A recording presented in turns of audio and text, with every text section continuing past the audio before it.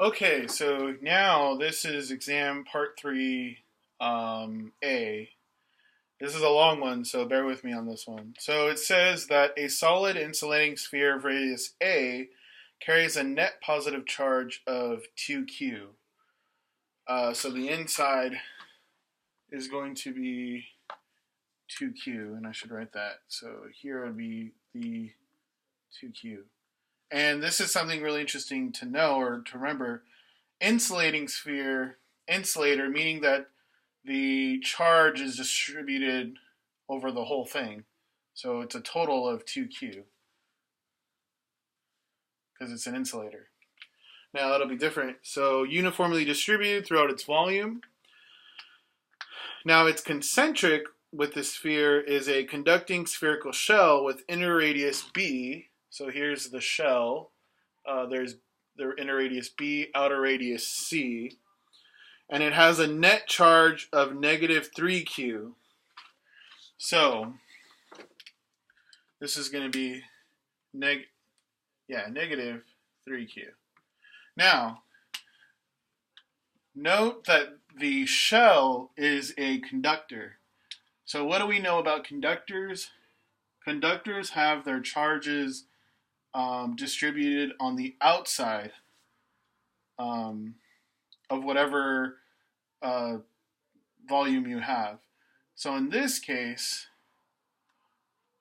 also to know, notice that inside the shell, inside the cavity of this shell, is a positive 2q charge. And so from this negative 3q, we're going to have negative charges. We're going to have negative 2q along the inner surface because it's attracted to the positive 2q of the positive charge, 2 charge of the insulator ball. And so essentially, we're going to have, there's going to be negative charges distributed on the inner, and the amount of negative 2q. And then on the outside will be the remaining negative charges.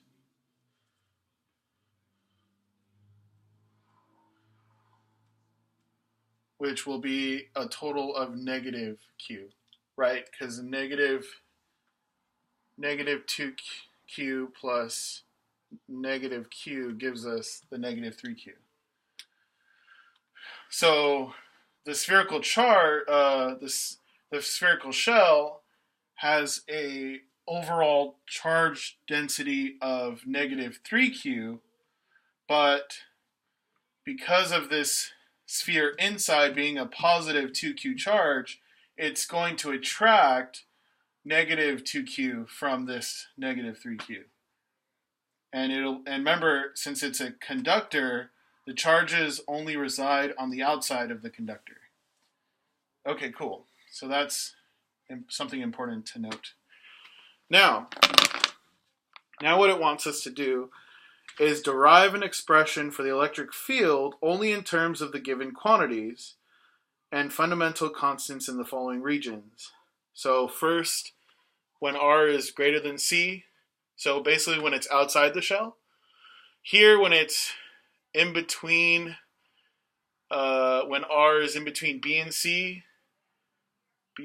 so therefore when it's inside the, within the material of the shell, of the conducting shell. And then for number 3, it's going to want the radius between, so basically outside the sphere but inside the shell, so somewhere here in the cavity. And then it's going to want it within the insulating, so when R is less than A, so inside here. So let's go through the first part. Now what we're going to end up using, and what we know, is that we can use Gauss's law. Gauss's law. maybe I should write it up here. Gauss's law, which says the integral of E dot dA is equal to the charge enclosed over epsilon naught. And so some things to remember when choosing a Gaussian surface, we want it to choose it where it allows us to get the electric field to be constant. So we want it to be essentially we want the surface to be symmetric, which will help us simplify this integral. And so we have two spheres, and so essentially the best Gaussian surface would be a sphere. And so if we take a point here for I outside of radius r outside, let's say here's point P, and we have radius r. Here's radius r. Radius r. Let's calculate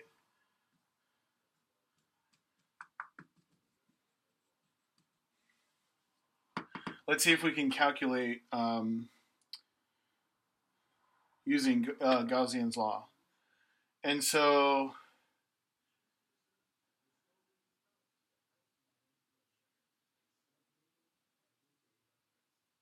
essentially what happens is we have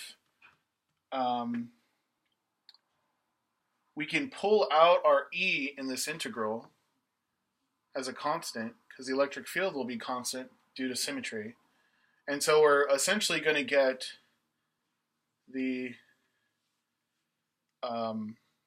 integral with nothing inside dA, which this ends up becoming just where our E times what the integral becomes is the surface area of our